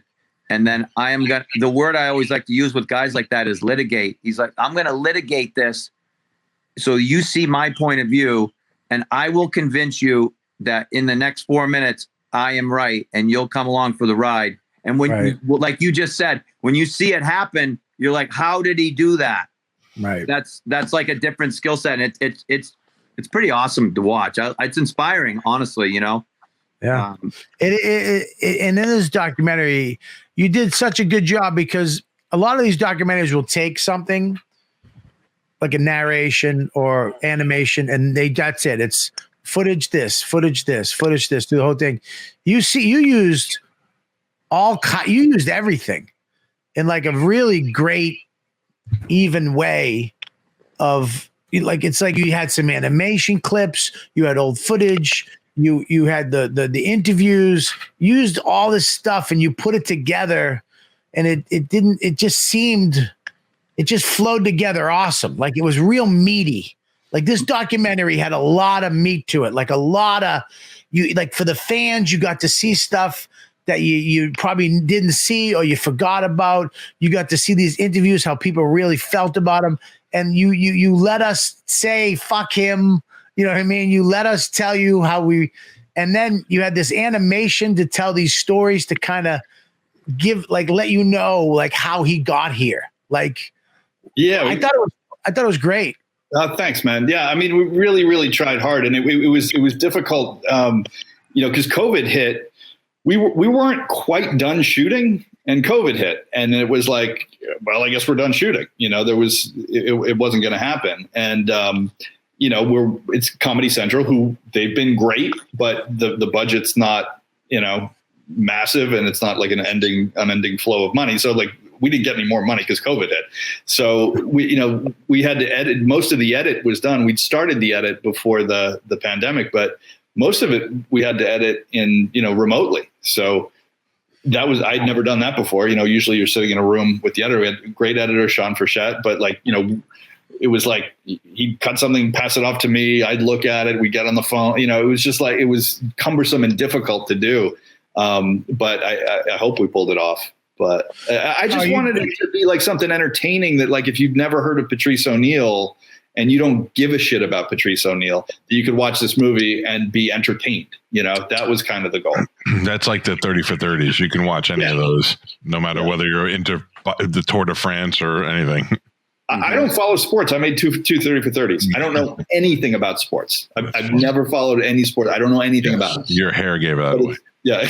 But it's, if it's a good story, and Patrice is such a fascinating character, and people had such strong feelings about him, positive and negative, so that's entertaining. Have you got any negative stuff about it yet? Has anybody said? Not yet. Only a handful of people have seen it. Right. One that actually was kind of cool. I don't think I told you this, Bob. I sent it to Jerry Seinfeld, and he fucking loved it. He sent me like the nicest, most glowing, like, I think we're going to like put something on social media with a quote from his email, but he was like, he loved it, which that was cool. And hearing from you that it was good, Colin really, really liked it. Ricky Gervais loved it too. Ricky Gervais loved it too. Yeah. So that now I'm feeling like relieved, like, okay, like it's gotten the stamp of approval by, from you. Like I haven't talked to Norton or Voss or Will Sylvance or any of, I've only talked to a couple of people who've seen it. But so far, so good. So I talked to his mom. People fucking hate it. Yeah. I talked to his mom yesterday, and she was. She's the greatest. So happy. She was so happy about it, man. That's awesome. She was just so happy. Yeah. The way you told the story, and she's so fucking funny, man. Talking to her is like talking to him. I mean, it really is. Like I was talking to her yesterday, and I was talking about, she was like, have you been in the city, Bobby? And I'm like, I only went in a couple times. And the one time I went in, and Max was with me right when the pandemic started. And I was like, look, we can't stop. We're going to the studio. We're coming home. And we were like 3 blocks away from the cellar, and he farted, but it was so loud and funny. It was like a bugle, like rap, rap, rap. And we were laughing, and he was so happy that he made me laugh that he tried to do it again, and he just shit. So he was like, Dad, and he went, oh no. And I was like, what? He goes, and he just shit in the back of my truck. And I was like, Max, we can't stop. We can't go anywhere. I don't have anything. And he's like, Dad. So I was like, we have to go to the studio. So he's like, Dad, I can't walk. He just had shit in his pants. So he was waddling. So he was like, Dad, and I go, I'm gonna walk. So I said, I'm gonna waddle with you. So we both walked to the cellar like we had shit in our pants. And then, so people were just looking at us like, what the fuck is up with these two? Right? And I cleaned him like a pit stop. I swept his asshole. I wiped it. I rubbed it. I took his pants. I washed them and everything. I took the whole ball. I threw it in the trash and we got back in. And at the end of the story, after I told her, she goes, well, Bobby, I've pooped my pants too. And I was like, what? She goes, I've been there. I'm like, oh my God. The funniest woman. I mean, I could talk to her for an hour. She's the best. She's so great. Yeah, I got to call her this week. All right, so here's the deal, guys. You guys have been thanks, Mike, for being on, and thanks for having me on. Yeah, and Marley. Thanks, buddy. Bobby texted me this morning and said, hey, how can I promote the documentary? I said, I don't know, maybe have the director on your fucking show. But I didn't know you'd want to. You know what I mean? I'm so happy you came on. I have low self-esteem. All right. So of course, I want to show a clip real quick before we head out of the Mush. Do you got that clip so we can just show the preview of it? Hopefully this will work flawlessly. Mush is in a hotel, so it might. Yes. Look at Calta. All the time he took it too far, but that was part of his charm. Oh my God, I'm finished. See that white woman there? I'm done. My career's over. She look like she writes letters to the governor and shit. Patrice was a genius who constantly shot himself in the foot. This crowd stinks. I don't really see myself as an entertainer. Like, I realize I don't really like entertaining people. He said, be the truth at all costs. I thought I would have a white slave button. I thought big old fat white girl gonna warm my bed up. Get upstairs, Susan. He used to say this thing about, killing is easy.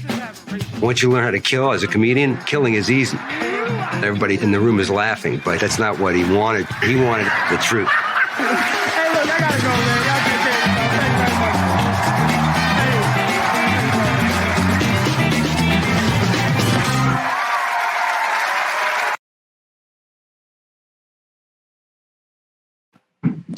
And there it is. That's awesome. Yeah. Congrats, man. That looks good. It's coming on the 19th. Do not watch the first airing.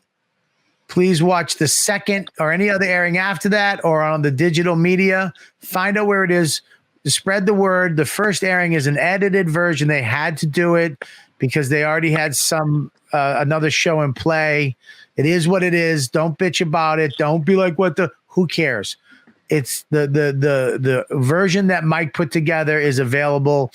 It's only that one time. So avoid that first one and watch it the second airing and watch it on the digital platforms that'll be available on. I watched it, guys. You're gonna love it. You're gonna love it. It's an amazing job. And Mike, I want to thank you for pouring your heart and soul into this over the last for one of my great friends. You're great in the movie. Bobby is hilarious in the movie. He's great. I think everybody you got in it, and you did such. It's great. It's so beautiful. Everybody gave us their honest. Everybody was super present for except for one person. But listen, the thing is, I'm kidding. I'm fucking kidding. And Marley, I love you, man. I really do. You're one of my favorite people in the world, and I'm so glad. I might move up to Maine. Hey, come up this summer. Just come up this summer, and I'll take you out on the boat, and we'll just talk about it. Nice and slow. We'll just talk. We'll just take you out there, nice slow spin, and we'll talk about it. And I'll show you my mud bench, my mud room, and We'll have a nice piece of pie and a nap, and we'll wonder what animals in the yard. Love it, man. Great to see you guys. Yep. Bob Marley, BobMarley.com, I believe. Yeah, it's bmarley.com, Bob Marley Comedy, Facebook, Instagram. Get some laughs. Everybody hang in there. The friggin' Rona's almost over. And Mike Calta, of course, every morning, Mike Calta Show, the #1 radio show, I'd say, in the country at this point. This is the most quiet I've ever been during the show. I know. I was just entertained. I can't wait to do the documentary. He just drove 8 hours to do this show. Oh, man. Yeah, 8 hours. It wasn't worth it. And Mike B, I'll talk to you soon, but great job. And make sure to check out the documentary. And Mushy, thanks for checking into a hotel room. Our producer, the poor guy, fucking was doing it from a car yesterday because of the snowstorm in San Antonio knocked out all the power. We do still have one last guest.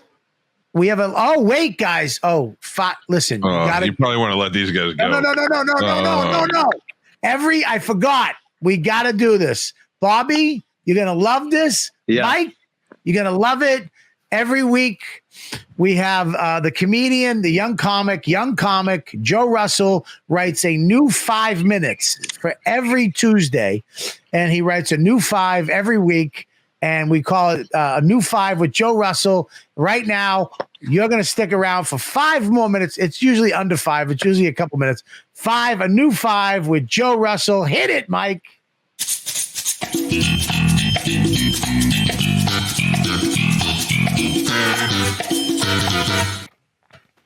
Hey, guys. Hey, Joe. What's going on? Joe? No pressure today. None at all. It's hard for me to order breakfast at a diner because they never can make my favorite kind of eggs. Easter. How would they tell that to the cook? 2 eggs in the basket. Hide them.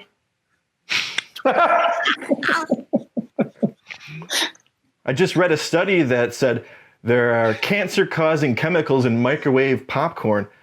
That's the secret in Pop Secret. Carcinogens.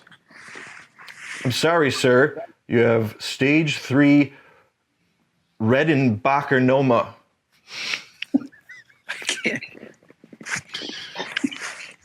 The other day, I heard an old lady say, in the old country, we didn't have the Walmart. Imagine if they did have Walmart in the old country. Buy 5 babushkas, get 1 orphan free. Oh, you can't go in that section. It's the Berlin Walmart. That one needs work. My friend got a stripper. Look at Bob's face. Look at Bob's face. My friend got his stripper girlfriend's name tattooed on his arm, and now they broke up. So now when people ask what it's all about, he says, what? Bunny jugs, that's my mom. All right, last joke, guys. All right. Look at Bob. Bob's pretending he can't hear. Hey. Bob's pretending he can't hear. I wish I couldn't hear. Hey, did you hear that Uber lost $8.6 billion last year? Yeah, they accidentally left it in the back seat. Well, that's it. Great. Quick in and out. No. See you later. Bye, guys. Give it up for Joe Russell, everybody. Check Joe out. Wait a minute. Dude, now I can hear you. It sounded like he was in a friggin' all I could hear is I go. That was better. Listen, every week he's been for the whole year, he's been writing new jokes for Tuesdays, and Mike hates it. I love it. And the fans love a new 5 with Joe. There we go. Is he still there, Mush? No, he left. I didn't tell him to leave. Oh, he didn't tell. The best joke he did, he came up with a joke. He goes, my roommate dating all kinds of Chinese. We always bringing home Chinese girls all the time. Finally, I was like, hey, man, what's up with all the Chinese girls? And my roommate went, I'm Chinese. That's the only joke that Mike's likes from a year. The only one. I don't even like it anymore.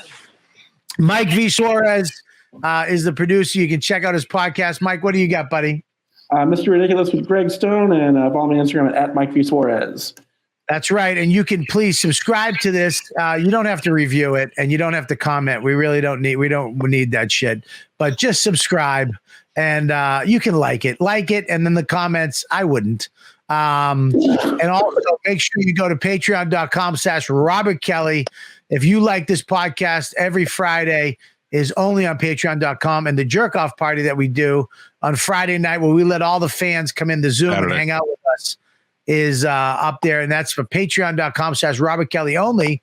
And you can watch these live and unedited right here on Patreon, and subscribe and to all of our social media and all that shit. Guys, thanks so much for coming on again. And I want to thank all the ladybugs that came in. You guys are the best. And Joe Russell. And we'll see you guys tomorrow night.